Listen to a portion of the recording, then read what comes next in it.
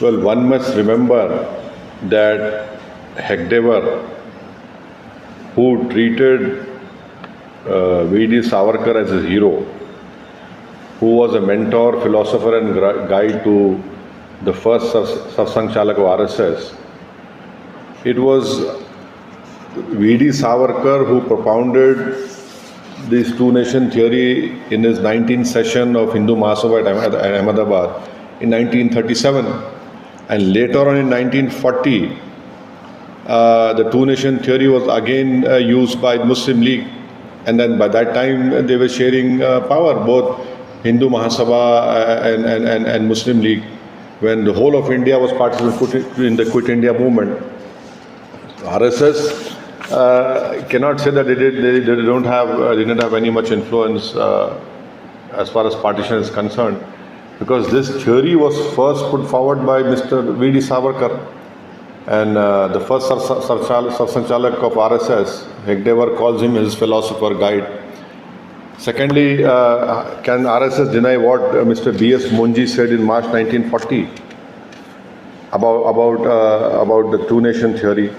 And moreover, can RSS deny what on the eve of independence of August 14, 1947, what our organizer wrote about Hindus and Muslims? So, to say that they didn't have an influence, but you believed in the ideology of two-nation, which was first delivered by V.D. Savarkar. And yes, at the time of partition, there were many tall leaders like Mr. Maulana Abul Kalam Azad, who wrote in his book that he went and met the tallest leaders of our freedom movement, that he didn't wanted partition of this country.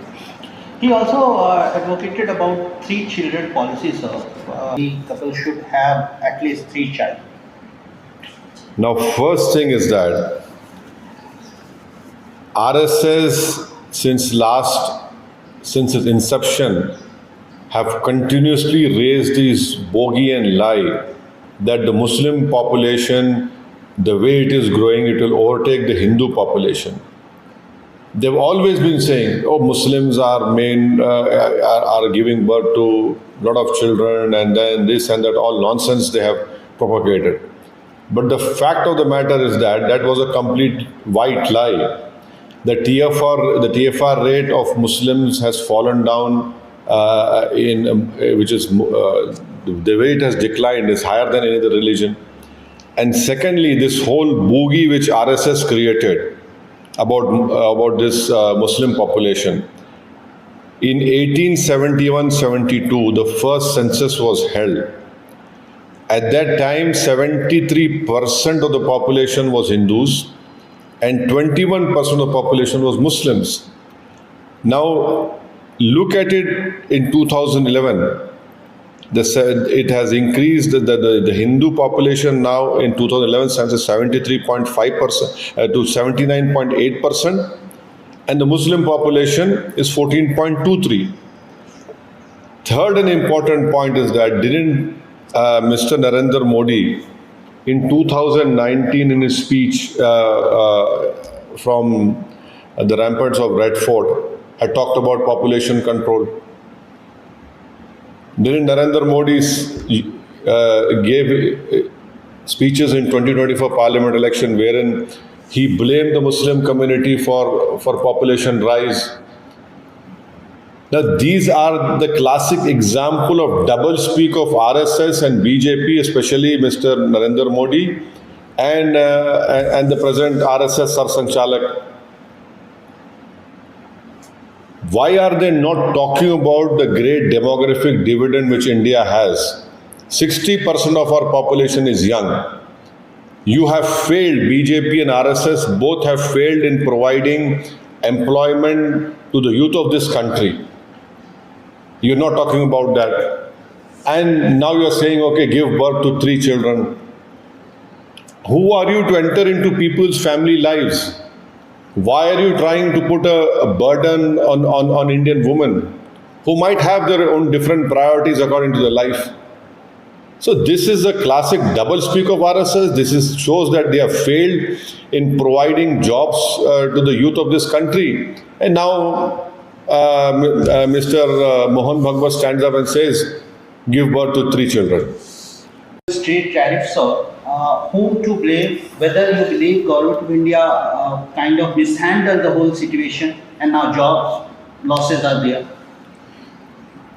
I definitely feel that the present Narendra Modi government should have read, should have visualized what was coming. And it is very surprising and shocking that after the Prime Minister met the newly elected US President in February of 2025, from February we are in August and we are facing 50% tariffs. So why didn't the Narendra Modi government had this could see that this was coming to us? Where is this? Where are all those Modi supporters who said, "Oh, Narendra Modi had a good equation with Trump during his first tenure, and this would be a cakewalk for us." Our gem and jewelry industry is going to be badly hit. Motor spare parts industry, half of that exports are worth 65,000 crores, at least 50% would be hit. Ready-made garments industry is going to take a big hit.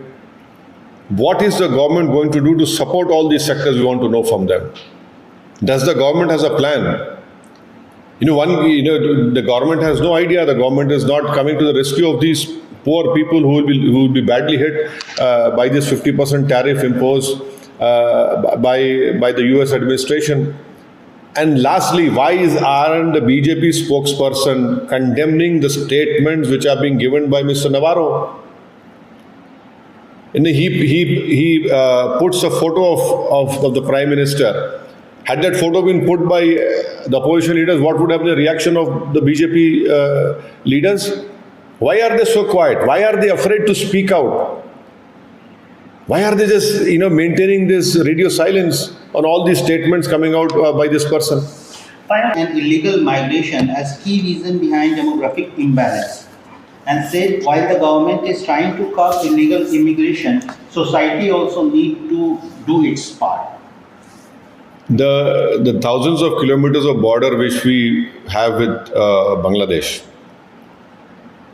did Narendra Modi raise even once when the deposed leader was kicked out by a popular revolution of Bangladeshis?